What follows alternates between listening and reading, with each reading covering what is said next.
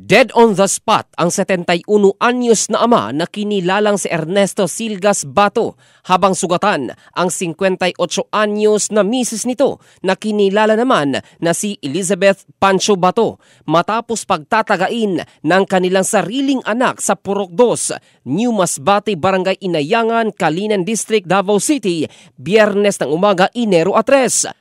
Batay sa ulat ng Calinan Police Station 10, bigla umanong dumating sa kanilang bahay ang suspect na anak na si alias Jiki, 33 taong gulang na may dalang itak. Una nitong tinaga ang kanyang ama na nooy abala sa pagsisibak ng kahoy na tinamaan sa kanang balikat at batok na agad nitong ikinasawi. Pagkatapos pumasok si Jiki sa bahay at tinaga rin ang ina na tinamaan naman sa ulo na mabilis isinugod sa Southern Philippines Medical Center kung saan siya kasalukuyang ginagamot.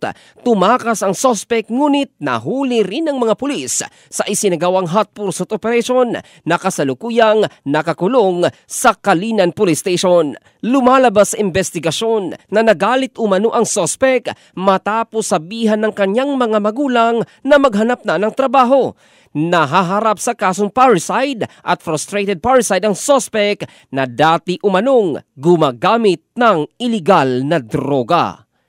In the heart of changing lives, ito si Jofel Candado ng Brigada News Philippines, the Music and News Authority.